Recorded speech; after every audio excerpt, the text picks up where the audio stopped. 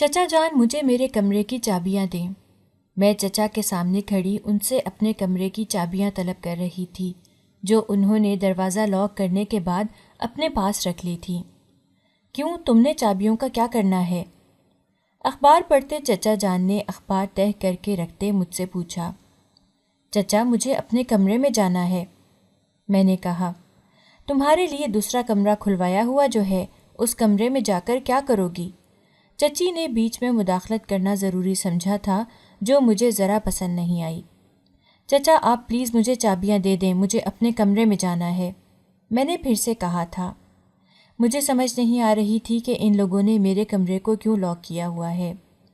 میں 3 دن پہلے اپنے بھائی کے نومولود بچے کی موت پر اپنے میکے گئی تھی۔ جاتے وقت تو میں اپنا کمرہ کھلا چھوڑ کر گئی تھی، سب کچھ ٹھیک ٹھاک تھا، مگر آج جب میں 3 دن بعد لوٹی تو کمرے میں لاک لگا ہوا پایا تھا۔ نمی، یہ میرے کمرے کو لاک کس نے لگایا ہے؟ اور تمہارے عدنان بھیا کہاں ہیں؟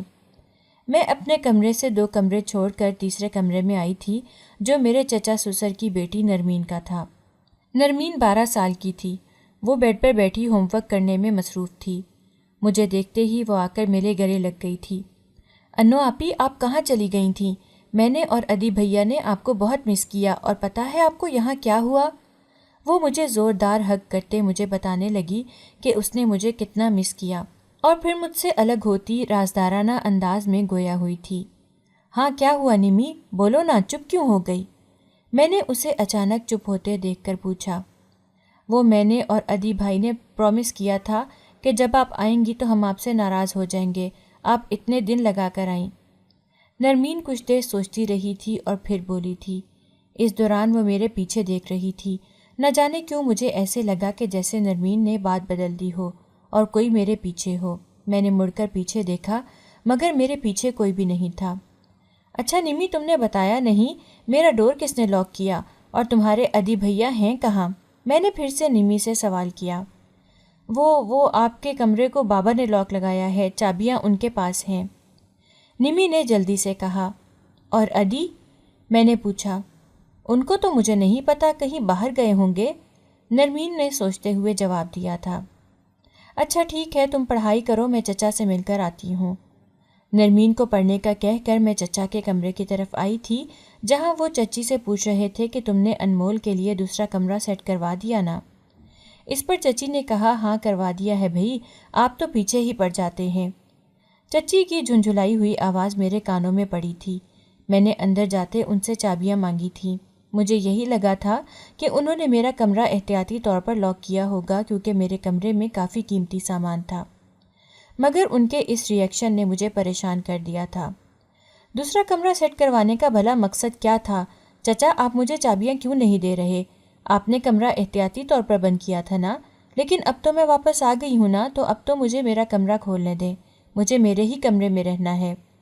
میں نے چچا سے کہتے آگے بڑھتے ہوئے میز پر پڑی چابیاں اٹھانی چاہی تھیں، لیکن میرے اٹھانے سے پہلے ہی وہ چچا نے اچک لیں۔ ارے انو بیٹا، احتیاطاً بند کیا ہوتا تو تمہارے آتے ہی چابیاں تمہارے حوالے کر دیتا، تمہیں یوں بار بار کہنے کی ضرورت نہیں پڑتی۔ وہ دراصل عدنان نے کمرے میں بہت توڑ پھوڑ کی ہے اور دیواروں پر کھانا وغیرہ پھینک کر اس نے کمرے کا حال بہت برا کر دیا ہے، وہ رہنے کے قابل نہیں رہا، اسی لیے تو میں نے اسے لاک لگا دیا ہے۔ عدنان کی پریشانی سے نکلیں گے تو اسے رینوویٹ کروا لیں گے، پھر تم بے شک اپنے پہلے والے کمرے میں منتقل ہو جانا، فی الوقت تم اس کے ساتھ والا کمرہ استعمال کرو گی، تمہاری چچی نے تمہارا سارا سامان اس کمرے میں سیٹ کروا دیا ہے۔ چچا نے مجھے اپنے پاس بٹھاتے ساری تفصیل بتائی تھی۔ میں ایک گہرا سانس بھر کر رہ گئی تھی۔ دکھ کی ایک لہر میرے پورے بدن میں سرایت کر گئی تھی۔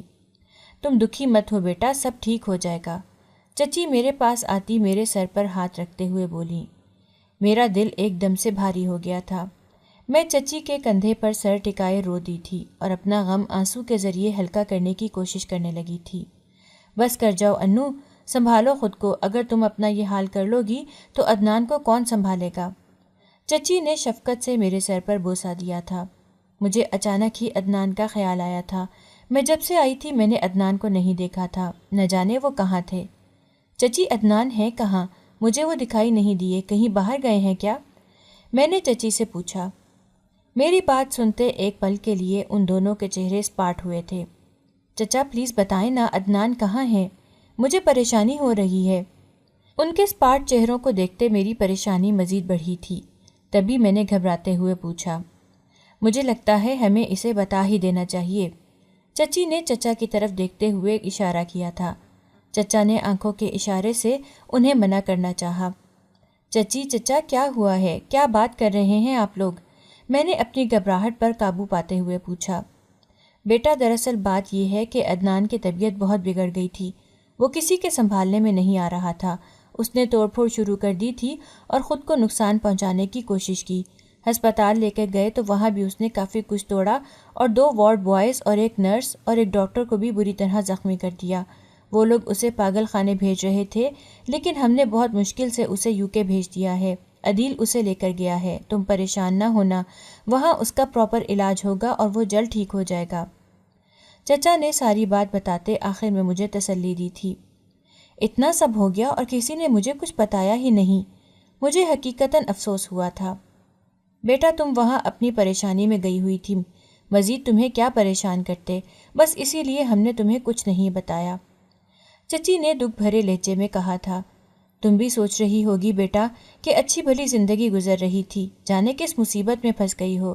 یہ سب تو کسی نے سوچا بھی نہیں تھا کہ ایسا کچھ ہو جائے گا۔ مجھے چپ دیکھتے چچا نے کہا تھا، نہیں چچا ایسی کوئی بات نہیں، بس مجھے عدنان کی فکر ہے، اللہ انہیں صحت یاب کر دیں۔ میں نے نم لہجے میں اللہ سے دعا کی تھی۔ کچھ دیر ان کے پاس بیٹھنے کے بعد میں کمرے میں آ گئی تھی۔ رات نہ جانے کون سا وقت تھا جب میری آواز کسی کھٹ پٹ سے کھلی۔ وقت دیکھا تو رات کے 2 بج رہے تھے۔ مجھے بہت حیرت ہوئی تھی۔ میں بستر سے اٹھی اور دروازہ کھول کر باہر آئی تھی۔ گھر میں اندھیرا تھا، مگر سیڑھیوں پر پڑتی موبائل لائٹ کی روشنی میں مجھے سیڑھیوں کا منظر صاف دکھائی دے رہا تھا۔ وہ چچا اور چچی تھے۔ چچی کے ہاتھ میں موبائل تھا، جبکہ چچا کے ہاتھ میں کھانے کے برتن دیکھ کر مجھے حیرت ہوئی تھی۔ رات کے اس وقت ان دونوں کے ہاتھ میں کھانے کے برتن میرے لیے عجیب سی بات تھی۔ میں چند لمحے سوچتی رہی اور پھر سر جھٹک کر کمرے میں آ گئی، یہ سوچ کر کہ صبح چچی سے ہی پوچھ لوں گی۔ صبح مجھے یاد ہی نہیں رہا تھا۔ تقریباً 2-3 دن بعد پھر سے میری آنکھ یوں ہی کھٹ پٹ سے کھلی۔ مجھے ایسے لگا کہ جیسے کسی نے میرے کمرے کا دروازہ کھول کر بند کیا ہو، مگر ایسا کون کر سکتا ہے اور کیوں؟ میں نے خود سے سوال کیا اور پھر کمرے سے باہر آئی، جہاں 3 روز پہلے والا منظر تھا۔ میں پھر سے سوچ میں پڑ گئی تھی کہ چچا چچی یوں آدھی رات کو اوپر کس کے لیے کھانا لے کر آتے ہیں، وہ بھی یوں چوری چھپے۔ میں سوچ میں پڑ چکی تھی کیونکہ اوپر کے پورشن میں صرف میں، نرمین اور 16 سالہ عباد ہوتے تھے۔ عباد بھی چچا سسر کا ہی بیٹا تھا۔ ان کا دوسرا بیٹا عدیل اور چچا چچی خود نچلے پورشن میں رہتے تھے، لیکن اگر نرمین یا عباد میں سے کسی نے کھانا بھی ہوتا تو وہ نیچے جا کر بھی کھا سکتے تھے، یا کوئی اور طریقہ بھی ہو سکتا تھا۔ مگر ان کا یوں چورے چھپا کھانا لانا اور لے جانا نہ جانے کیوں مجھے شک میں ڈال چکا تھا۔ چچا آپ کی عدیل سے کوئی بات ہوئی کیا؟ عدنان کیسے ہیں؟ مجھے ان سے بات کرنی ہے۔ عدنان کو گئے 2 ہفتے ہو چکے تھے، مگر ابھی تک میرا ان سے رابطہ نہ ہوا تھا۔ مجھے ان کی بہت فکر ہو رہی تھی۔ ہاں بیٹا رات گئے اس کا فون آیا تھا، عدیل بتا رہا تھا کہ علاج چل رہا ہے، ابھی مزید چند دن لگ جائیں گے، چچی نے بتایا۔ رات گئے سے یاد آیا چچی، مجھے آپ سے ایک بات پوچھنی ہے، میں نے چچی کی طرف دیکھتے ہوئے کہا۔ چچی چونکی تھیں۔ ہاں پوچھو، چچی نے اجازت دی۔ چچی آپ رات کو کھانا کس کے لیے لے کر جاتے ہیں؟ میں نے آپ کو اور چچا کو 1-2 مرتبہ سیڑھیاں اترتے دیکھا، میرا مطلب ہے کہ اگر عباد یا نرمین میں سے کسی نے کھانا کھانا ہو تو وہ نیچے آ کر بھی تو کھا سکتے ہیں۔ میں نے اپنی بات مکمل کرنے کے بعد چچی کی طرف دیکھا، جن کی رنگت فق ہوئی تھی۔ ہاں بیٹا وہ عباد کی طبیعت صحیح نہیں ہے، ڈاکٹر نے اسے ہر 3 سے 5 گھنٹوں کے بعد کچھ نہ کچھ کھلانے کو کہا ہے، بس اسی کے لیے کچھ نہ کچھ لے کر جاتے ہیں، چچی نے نم لہجے میں کہا تھا۔ چچی کیا ہوا عباد کو؟ کل تک تو ٹھیک تھا۔ مجھے ایک دم سے عباد کی فکر ہوئی تھی۔ انمول وہ بظاہر ٹھیک ہے، مگر اس کے خون میں کچھ مسئلہ آ رہا ہے، ٹیسٹ صاف نہیں آئے، اس کا وزن گر رہا ہے، ڈاکٹر نے اس کے خون کے نمونے ٹیسٹوں کے لیے لاہور بھیجے ہیں، وہاں سے رپورٹ 4 ہفتے بعد ہی آنی ہے، تبھی کچھ پتہ چلے گا، لیکن ڈاکٹر نے کہا ہے کہ اس دوران کسی بھی طرح اس کا وزن گرنے سے بچانا ہے اور اس کے کھانے پینے کا دھیان رکھنا ہے، نہ جانے کیا ہو گیا میرے بیٹے کو۔ چچی مجھے بتاتے ہوئے رو پڑی تھیں۔ چچی آپ روئے مت، اللہ سے دعا کیا کریں، وہ سب ٹھیک کرے گا، اور فکر نہ کریں، عباد کو کچھ نہیں ہوگا، اس کے ٹیسٹ صاف آئیں گے انشاءاللہ۔ میں نے چچی کو تسلی دی تھی۔ نہ جانے اس گھر کو کس کی نظر لگ گئی تھی، پہلے عدنان اور پھر اب عباد۔ میرے مالک تو ہی رحم فرمانا، میں نے آسمان کی طرف دیکھتے ہوئے کہا۔ باہر آتے میں نے عدیل کے نمبر پر کال کی تھی جو فوراً اٹھا لی گئی تھی۔ بھابی عدنان ٹھیک ہے، میں اس وقت میٹنگ میں ہوں، گھر جا کر آپ کی بات کرواتا ہوں۔ عدیل نے ایک ہی سانس میں کہتے میری بات سنے بغیر ہی کال کاٹ دی۔ وہ پچھلے 5 سالوں سے UK میں ہی مقیم تھا اور وہیں کام کرتا تھا۔ میں نے بھی اس کی مصروفیات کا سوچتے اسے دوبارہ کال نہ کی تھی، البتہ میسج ضرور کر دیا تھا کہ میری عدنان سے بات ضرور کروانا۔ میں کافی دیر تک انتظار کرتی رہی تھی مگر عدیل کی کال نہ آئی۔ تھک ہار کر میں سو گئی تھی۔ ابھی مجھے سوئے کچھ ہی دیر گزری تھی کہ جب میری نیند عدنان کی چیخیں سن کر کھلی۔ میں ایک جھٹکے سے اٹھ بیٹھی تھی۔ ایک پل کو مجھے لگا کہ شاید میں نے کوئی خواب دیکھا ہے یا کوئی وہم ہے، مگر یہ وہم کیسے ہو سکتا تھا؟ میں ابھی اسی کشمکش میں تھی کہ جب مجھے پھر سے عدنان کے چیخنے کی آواز سنائی دی۔ مجھے یقین ہو گیا تھا کہ یہ میرا خواب یا وہم نہیں ہے، یہ میرے شوہر عدنان کی ہی آواز تھی، مگر وہ تو UK میں تھے، تو یہاں مجھے کچھ سمجھ نہیں آ رہی تھی۔ میں بستر سے اٹھی کہ اسی وقت میرے دوسرے کمرے کا دروازہ دھڑدھڑانے والے انداز میں بجایا جانے لگا۔ وہ میرا اور میرے شوہر عدنان کا مشترکہ کمرہ تھا۔ میں لرزتے دل کے ساتھ کمرے سے نکلی تھی۔ میرا شک درست تھا، میرے ہی کمرے کا دروازہ بجایا جا رہا تھا اور اندر سے میرا نام انمول ہے۔ میرا تعلق ایک درمیانے طبقے سے تھا۔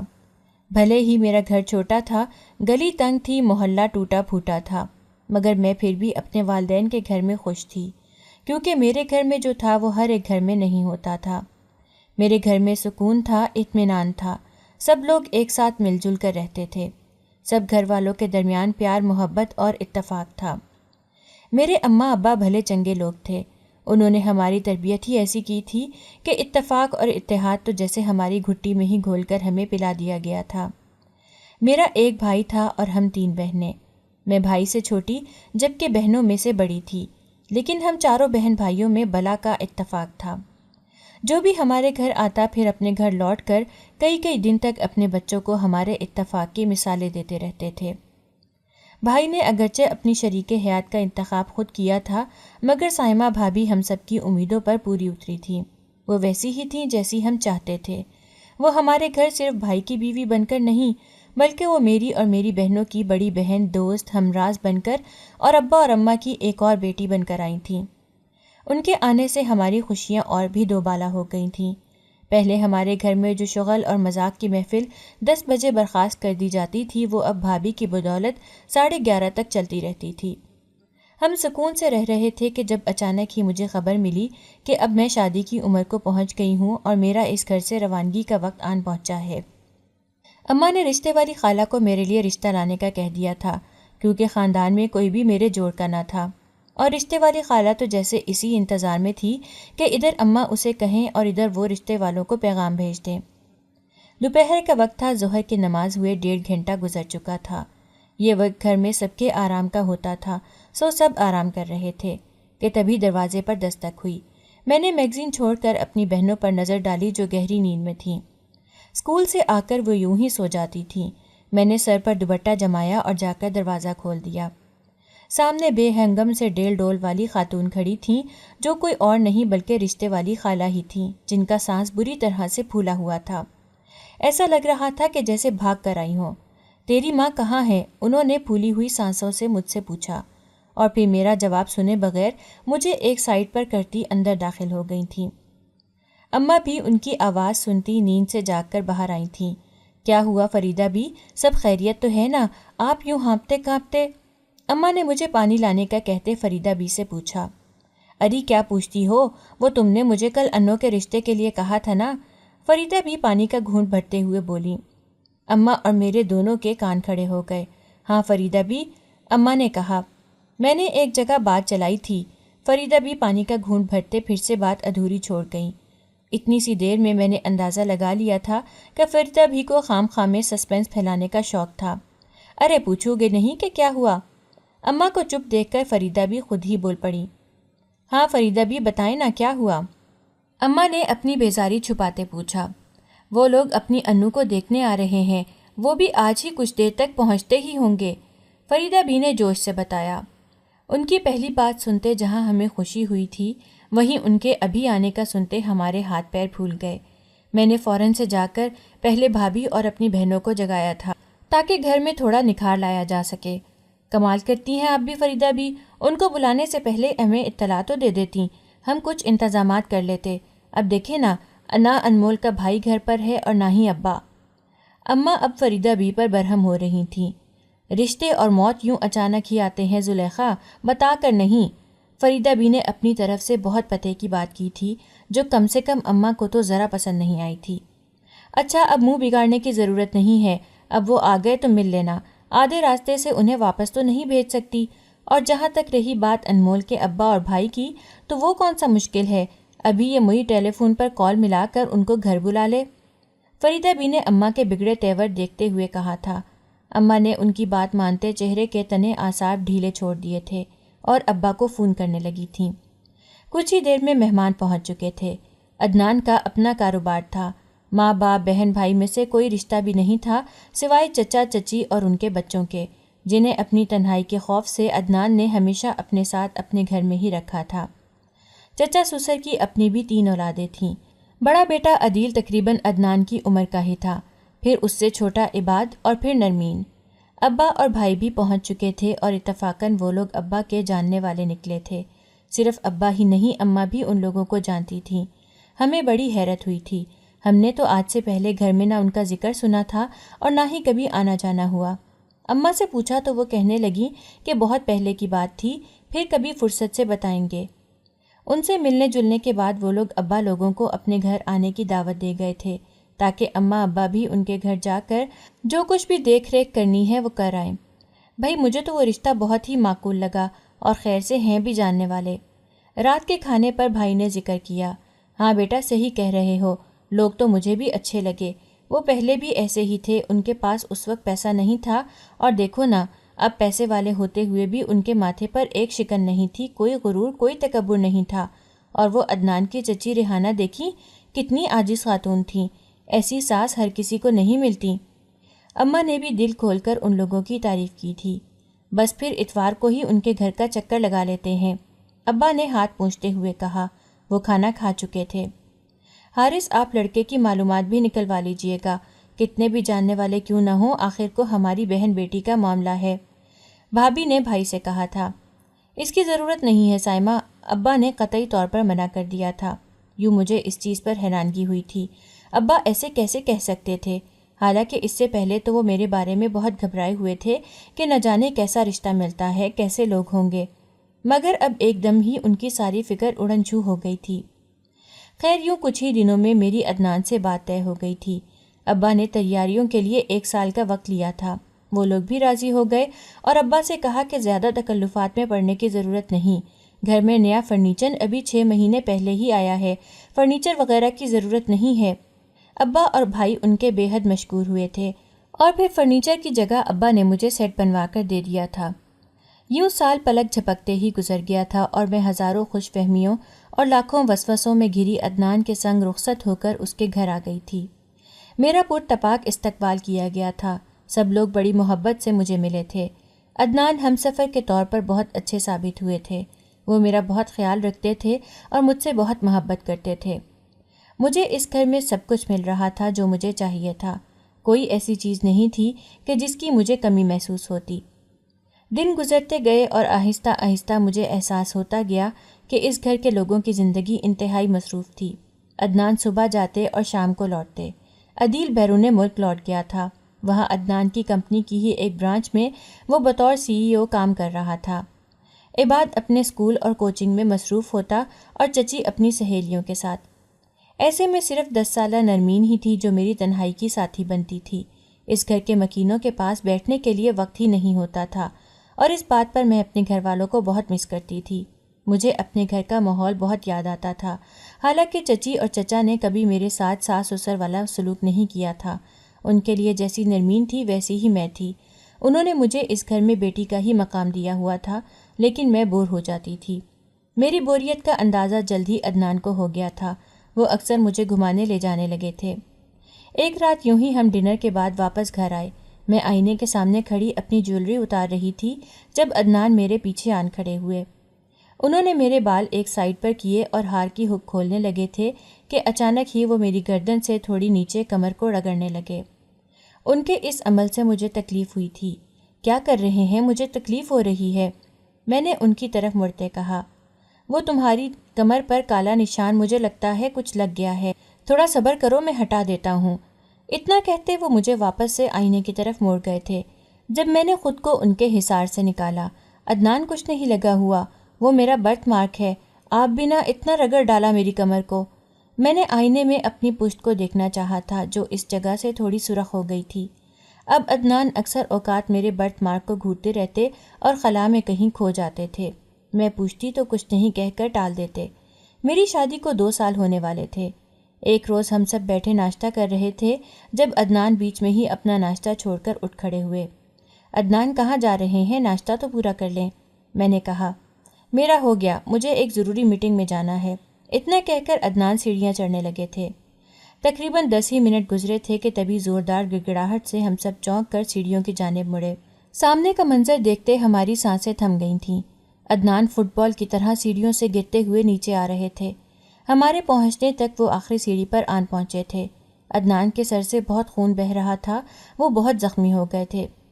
جلدی سے ایمبولینس کو بلا کر عدنان کو ہسپتال لے جایا گیا تھا، جہاں ہمیں یہ خبر سنائی گئی کہ دماغ پر چوٹ لگنے سے عدنان اپنا دماغی توازن کھو بیٹھے ہیں اور پاگل ہو گئے ہیں۔ یہ خبر ہم پر بجلی بن کر گری تھی۔ سب سے زیادہ صدمہ تو مجھے لگا تھا۔ مجھے یقین ہی نہیں آ رہا تھا کہ ایسا کچھ بھی ہو سکتا ہے۔ یہ سب تو میں نے بس فلموں اور ڈراموں میں ہی دیکھا تھا۔ چچی مجھے کہنے لگیں کہ فلمیں اور ڈرامے حقیقت پر ہی تو مبنی ہوتے ہیں، حقیقی زندگی سے ہی تو متاثر ہو کر لکھے جاتے ہیں۔ چچا اور چچی کو ڈر تھا کہ اب کہیں میں اس حالت میں عدنان کو چھوڑ کر نہ چلی جاؤں، کیونکہ سب کا یہی خیال تھا کہ میں اب ایک پاگل انسان کے ساتھ نہیں رہوں گی، مگر میں نے سب کے خیالات غلط ثابت کر دیے تھے۔ جس شخص نے میرا اتنا ساتھ دیا، میرا اتنا خیال رکھا، اس مشکل وقت میں بھلا اسے کیسے چھوڑ سکتی تھی؟ میں نے عدنان کا ساتھ دینے کا فیصلہ کیا تھا۔ سبھی میرے شکر گزار ہوئے تھے۔ میں عدنان کو سنبھالنے کی بھرپور کوشش کرتی تھی اور میرے ساتھ عدنان کافی کمفرٹیبل بھی رہتے تھے، مگر جب ان کی حالت غیر ہوتی تو وہ چیخنا چلانا شروع کر دیتے۔ ایسے میں ان کو سنبھالنا میرے لیے تھوڑا مشکل ہو جاتا تھا۔ عدنان کو ہسپتال سے آئے ابھی صرف 10 دن ہوئے تھے کہ تبھی میرے میکے سے کال آئی۔ بھائی کا نومولود بچہ فوت ہو گیا اور مجھے میرے گھر جانا پڑا۔ میرا ارادہ جلد واپس آنے کا تھا، مگر اماں اور بھائی بھابھی کا غم دیکھ کر میں مجبوراً رک گئی۔ بھائی کا پہلا بچہ تھا، اتنے سالوں بعد عطا ہوا تھا، مگر صرف چند لمحے ہی زندہ رہ سکا۔ میکے میں 3 دن گزارنے کے بعد جب میں گھر آئی تو گھر کا پورا ماحول ہی بدلا ہوا تھا۔ عدنان کا جانا، مجھے فون نہ کرنا اور اب میرے ہی کمرے سے عدنان کی چیخیں۔ میں سخت پریشان ہو چکی تھی۔ مجھے سمجھ نہیں آ رہی تھی کہ میں دروازہ کیسے کھولوں۔ عدنان مسلسل دروازہ بجا رہے تھے اور دروازہ کھولنے کا کہہ رہے تھے۔ عدنان آپ پلیز ریلیکس ہو جائیں، میں دروازہ کھلواتی ہوں۔ میں عدنان سے کہتی پیچھے مڑی، تب تک چچا اور چچی بھی اوپر آ چکے تھے۔ چچا دروازہ کھول کر اندر گئے اور اندر سے دروازہ لاک کر دیا۔ میں باہر دروازہ بجاتی رہ گئی کہ مجھے اندر جانے دیں، مگر کسی نے میری نہیں سنی۔ چچی نے زبردستی مجھے پکڑ رکھا تھا۔ 5-10 منٹ بعد چچا ہانپتے کانپتے کمرے سے نکلے تھے۔ میں نے آگے ہو کر دیکھا، عدنان بے سود سے بیڈ پر پڑے تھے۔ اس سے پہلے کہ میں اندر جاتی چچا نے پھر سے لاک لگا دیا۔ چچا یہ کیا ہے؟ مجھے اندر جانے دیں، مجھے عدنان کے پاس جانا ہے۔ آپ نے تو مجھ سے کہا تھا کہ عدنان عدیل کے ساتھ UK چلے گئے ہیں علاج کے لیے، تو پھر وہ یہاں اس حالت میں، اور آپ نے تو کہا تھا کہ میرے کمرے کا حال برا ہے اس لیے آپ نے اس کو لاک کیا ہے، مگر آپ نے میرے ہی کمرے میں میرے شوہر کو قید کیا ہوا ہے۔ میں بھڑک گئی تھی۔ انمول ایسا کچھ نہیں ہے، تم ہمارے ساتھ چلو، ہم تمہیں سب بتاتے ہیں۔ چچی نے کہا، کچھ نہیں سننا مجھے، اتنے دنوں سے آپ لوگ مجھے بیوقوف بناتے رہے اور میں بیوقوف بنتی رہی، آپ جھوٹ پر جھوٹ بولتے رہے اور میں آپ کا یقین کرتی رہی۔ کیوں کیا آپ لوگوں نے ایسا؟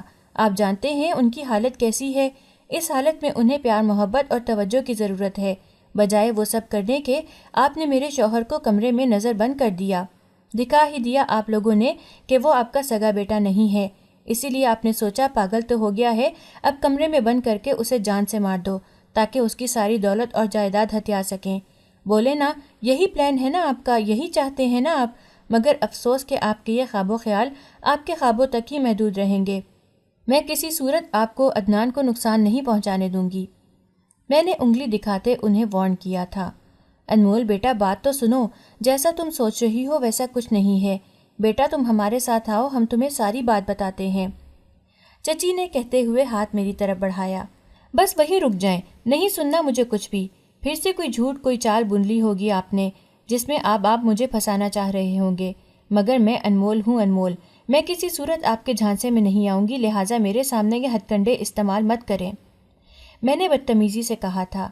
وہ دونوں میری بات سنتے سر جھکا گئے تھے۔ ادھر دیں چابیاں، میں اپنے شوہر کو باہر نکالوں۔ آپ سے تو کوئی بعید نہیں ہے، آپ اس کا گلا گھونٹ کر اسے مار دیں اور کہیں کہ پاگل تھا، خود ہی مر گیا۔ میں تیز لہجے میں کہتی چچا کے ہاتھ سے چابیاں چھینی تھیں۔ چابی کا سرا لگنے سے چچا کا ہاتھ زخمی ہو گیا اور خون بہنے لگا۔ چٹاخ! میں جو دروازہ کھولنے والی تھی، چچی نے میرا بازو پکڑتے مجھے اپنی طرف موڑا اور میرے منہ پر تھپڑ مارا۔ میں جو اس حملے کے لیے تیار نہ تھی، اگلے ہی پل تیورا کر نیچے گری تھی۔ چابیاں میرے ہاتھ سے چھوٹ گئیں۔ چچی نے چابیاں اٹھا کر پلو سے باندھ لیں۔ اب تم ہمیں بتاؤ گی کہ ہمیں کیا کرنا ہے اور کیا نہیں؟ جب کہہ دیا کہ یہ کمرہ نہیں کھلے گا تو اس کا مطلب یہی ہے کہ یہ کمرہ نہیں کھلے گا۔ اتنی سی بات تمہارے دماغ میں نہیں بیٹھ رہی؟ اور ہاں، آئندہ ہم سے بات کرتے وقت اپنے لہجے اور زبان دونوں کو کنٹرول میں رکھنا۔ مت بھولو کہ ہم تمہارے بڑے ہیں، نہ کہ تم۔ چچی مجھے کہتے چچا کو لیے سیڑھیاں اتر گئی تھیں، جبکہ میں تو بت بنی بیٹھی تھی۔ میرا گال سنسنا رہا تھا۔ اسی لیے یہ لوگ مجھ سے اتنے میٹھے بنے ہوئے تھے، نہ صرف عدنان سے بلکہ مجھ سے بھی اتنی پیار محبت جتاتے تھے کہ جیسے میں ان کی سگی اولاد ہوں۔ لیکن ان کا گھناؤنا چہرہ میرے سامنے آ گیا تھا۔ وہ یہ سب کچھ پیسے کے لیے کر رہے تھے۔ ان کا مطلب صرف پیسے اور جائیداد سے تھا، وگرنہ وہ عدنان کی اس قدر چاپلوسی کیوں کرتے؟ انہوں نے عدنان کو اپنا بیٹا بنا کر رکھا ہوا تھا، صرف اس لیے کہ وہ لاکھوں کی مالیت کا اکلوتا وارث تھا۔ میرے ذہن میں مسلسل اس طرح کی باتیں گردش کر رہی تھیں۔ میں کمرے کے دروازے کے ساتھ ٹیک لگا کر بیٹھ گئی۔ میری پوری رات وہیں گزری تھی، سوچوں کے گرداب میں پھنسی، نہ جانے کب نیند کی وادیوں میں اتر گئی تھی۔ انو آپی اٹھے نا، یہاں کیوں سوئیں؟ انو آپی! نرمین کے جگانے پر میری آنکھ کھلی۔ میں نے آنکھیں کھول کر دیکھا تو میرے سامنے نرمین یونیفارم میں بیٹھی مجھے جگا رہی تھی۔ مجھے ایک دم سے رات کے سارے مناظر یاد آئے تھے۔ میں نے نفرت سے نرمین کو دور دھکیلا تھا۔ نرمین دور جا گری تھی، اس کے منہ سے چیخ نکلی تھی، مگر مجھے پرواہ نہیں تھی۔ میں تو اٹھتی اپنے کمرے کی کھڑکی کی طرف بڑھی تھی تاکہ کسی طرح اپنے شوہر کے پاس جانے کا راستہ بنا سکوں، مگر کافی دیر کی کوشش کے بعد بھی مجھے ناکامی ہوئی تھی۔ میں واپس دوسرے کمرے میں گئی، ہاتھ منہ دھو کر نیچے آئی تو دیکھا کہ چچی نرمین کی کوہنی سے زخم صاف کر رہی تھیں۔ گرل سے ٹکرانے کی وجہ سے اس کے کناروں نے نرمین کی کوہنی کو بری طرح زخمی کیا تھا۔ مجھے ایک پل کو افسوس ہوا، مگر اگلے ہی پل میں نے بے حسی کا لبادہ اوڑھا اور میز پر پڑا جوس اٹھا کر پینے لگی تھی۔ انمول تمہیں شرم نہیں آئی اتنی سی بچی کے ساتھ یہ سلوک کرتے ہوئے؟ چچی میری طرف مڑتے گویا ہوئیں۔ آپ کو آئی تھی شرم رات مجھ پر ہاتھ اٹھاتے ہوئے؟ جب آپ کو نہیں آئی تو مجھے کیوں آئے گی؟ میں نے بھی تو وہی کیا جو آپ نے کیا تھا، میں نے پرسکون لہجے میں جواب دیا۔ چچی نے افسوس سے مجھے دیکھا۔ انمول میں شرمندہ ہوں، بس رات میں مجھے غصہ آ گیا۔ تھوڑی دیر بعد چچی میرے سامنے سر جھکائے کھڑی تھیں۔ اب نئے ڈرامے شروع۔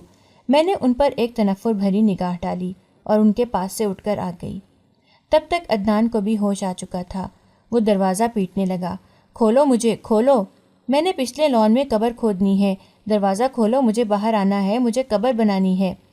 میں ایک مرتبہ پھر سے چچا کے پاس پہنچ گئی، مگر انہوں نے چابیاں مجھے دینے کے بجائے مجھے اپنے کمرے میں لاک کیا اور خود چابیاں لے کر چلے گئے۔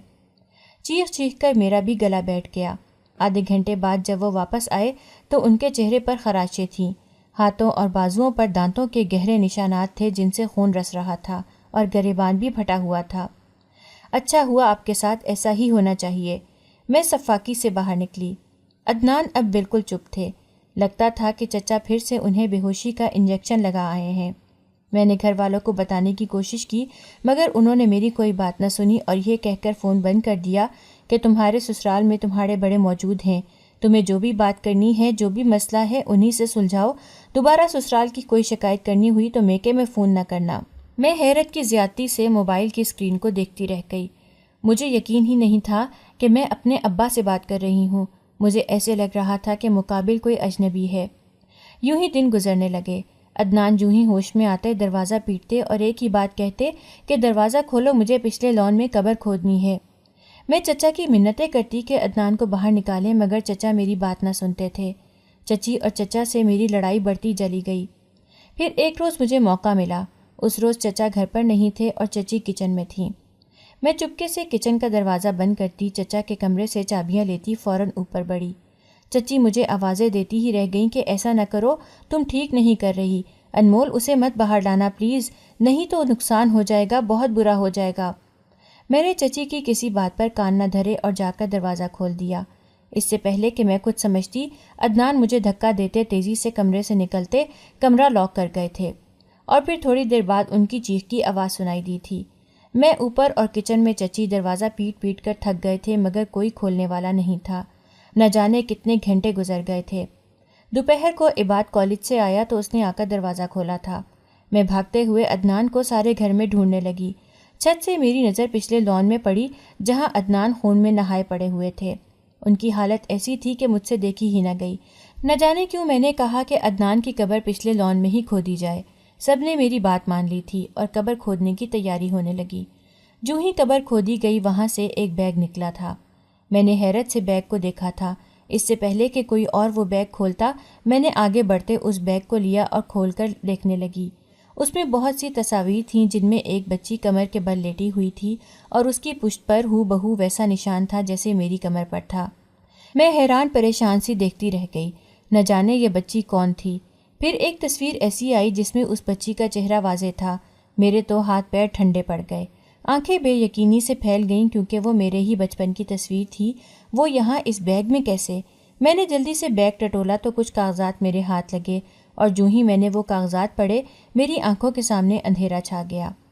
وہ برتھ سرٹیفکیٹ تھا، میرا برتھ سرٹیفکیٹ۔ میری ولدیت میں چچا اور چچی کے نام لکھے ہوئے تھے۔ میں بے یقینی سے سب کو دیکھ رہی تھی اور سمجھنے کی کوشش کر رہی تھی، جب اماں میرے پاس آن کر بیٹھی اور میرے سر پر ہاتھ رکھتے ہوئے بولی کہ یہی سچ ہے، تو ہماری اولاد نہیں بلکہ ریحانہ کی اولاد ہے، تو ان کی بیٹی ہے۔ ریحانہ اور میں ایک ساتھ پڑھتے تھے، پھر شادیاں ہوئیں تو الگ ہو گئیں۔ اس کے بعد ہماری ایک ہی مرتبہ ملاقات ہوئی تھی اور تب وہ تیری گمشدگی کی وجہ سے پریشان تھے، تو کہیں گم ہو گئی تھی۔ اس کے 10ویں روز تو ہمیں ایک جگہ سے ملی تھی، تب ہم نے ریحانہ کو ڈھونڈنے اور تجھے لوٹانے کی بہت کوشش کی مگر رابطہ نہ ہو سکا۔ ہم نے تجھے ان کی امانت سمجھ کر اپنی بیٹی مان لیا۔ اس روز جب وہ تیرے رشتے کے لیے آئے تبھی پہچان گئے تھے۔ میں نے ہی سب کو بتانے سے منع کیا کہ اب جو چل رہا ہے وہی چلنے دو، مگر ہمیں نہیں معلوم تھا کہ عدنان تمہیں پہچان لے گا۔ تمہیں تمہارے ماں باپ سے دور کرنے والا عدنان ہی تھا، جس نے صرف اس وجہ سے تمہیں ان سے دور کر دیا کہ عدنان کی ماں نے تمہیں پیار کر کے کہا تھا کہ تم اسے سب سے اچھی لگتی ہو۔ عدنان نے تمہارا وجود گم کرنے کے ساتھ ساتھ تمہاری ساری نشانیاں بھی مٹا دی تھیں، اور کچھ عرصے بعد اس نے اپنا جرم بھی قبول کر لیا تھا۔ اس وقت وہ یتیم ہو چکا تھا، مگر ریحانہ اور اس کے شوہر کا دل دیکھو، انہوں نے سب جاننے کے باوجود بھی اسے بیٹے کی طرح پیار دیا۔ عدنان کا پاگل ہونا قدرت کی طرف سے تھا، مگر اسے کمرے میں لاک انہوں نے اسی کی اور تمہاری بہتری کے لیے کیا تھا، کیونکہ وہ جانتے تھے کہ وہ تمہیں نقصان پہنچا سکتا ہے اور خود کو بھی۔ مگر میری بیٹی، تم نے انہیں غلط سمجھا اور اپنے ہاتھوں سے سب تباہ کر لیا۔ اماں کے منہ سے حقیقت سنتے میں ساکت رہ گئی تھی۔ مجھ سے بہت بڑی غلطی ہو گئی تھی، شاید ہی اس کی تلافی ہو سکتی۔ میں نے کیا کچھ نہ کہا تھا، چچی اور چچا سے کتنا برا سوچا تھا۔ میں نے کیا کچھ نہ کہا تھا چچی اور چچا سے، کتنا برا سوچا تھا ان کے بارے میں، اور ان لوگوں کی اچھائی کہ انہوں نے اس سب کے بعد بھی میرے ہی بھلے کے لیے سوچا تھا۔ مجھے تو سمجھ ہی نہیں آ رہی تھی کہ میں ان سے نظریں کیسے ملاؤں گی، کیسے ان کا سامنا کروں گی۔ میں بری طرح سے احساس جرم میں مبتلا ہو چکی تھی، مگر ان لوگوں کی بڑائی کہ انہوں نے پھر بھی مجھے سینے سے لگا لیا تھا اور مجھے معاف کر دیا تھا۔